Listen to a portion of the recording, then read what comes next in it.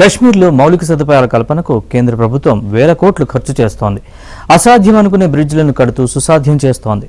మరి నదులపై డ్యాంలు కడుతున్నారా? ఖరీఫ్ ప్రారంభంలోనే పాకిస్తాన్లో కరువు ఛాయలు కనిపిస్తున్నాయా?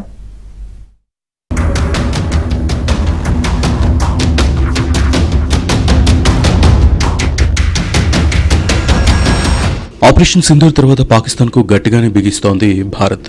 పాకిస్తాన్లో ప్రయాణించే నదులన్నీ జమ్మూ కాశ్మీర్ మీదుగా ప్రవహిస్తూ ఉండడంతో వాటిలో నిల్వ సామర్థ్యంపై దృష్టి పెట్టింది భారత్. డ్యాముల్లో పూడికతీత పూర్తి చేయడంతో కొంత నిల్వ సామర్థ్యం పెరిగింది. పహల్గాం దాడి తర్వాత సింధు నదీ జలాల ఒప్పందాన్ని రద్దు చేసుకుంది భారత్. దీంతో పాకిస్తాన్ కు ఖచ్చితంగా నీరు వదలాలన్న నిబంధన ఇప్పుడు లేదు.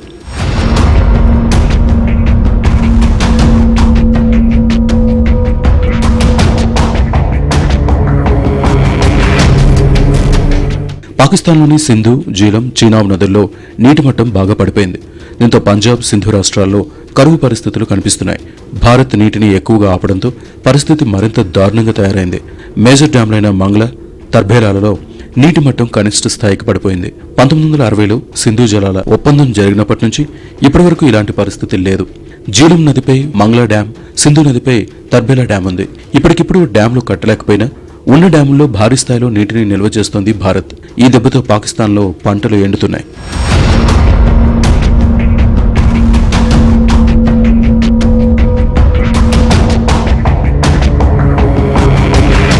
పాకిస్తాన్లో 4 రాష్ట్రాలుంటే అందులో పంజాబ్, సింధు 2 రాష్ట్రాల్లోనే ఎక్కువగా పంటలు పండిస్తారు. ఖరీఫ్ సీజన్లో ఉండాల్సిన నీరు కన్నా బాగా తక్కువగా ఉంది. గత ఏడాదితో పోలిస్తే 20% తక్కువగా ఉందని తేలింది. భారత్ మరింత కఠినంగా వ్యవహరించి నీటిని ఆపేస్తే పాకిస్తాన్ ఎడారిగా మారిపోవడం ఖాయం. ఎందుకంటే పాకిస్తాన్ వ్యవసాయంలో 80% సింధు నదిపైనే ఆధారపడి ఉంది. సింధు నది జలాలను ఆపితే పాకిస్తాన్లో ఆకలి కేకలు వినిపించడం ఖాయం.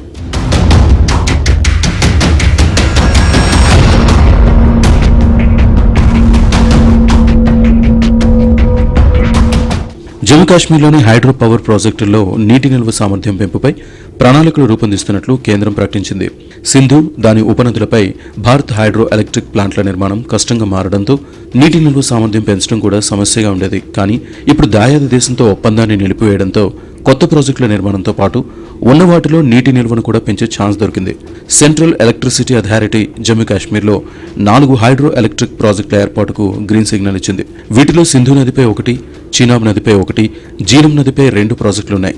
ఇవన్నీ పూర్తయితే హిమాలయాల నుంచి నీరు పాక్కు వెళ్లకపోవచ్చు.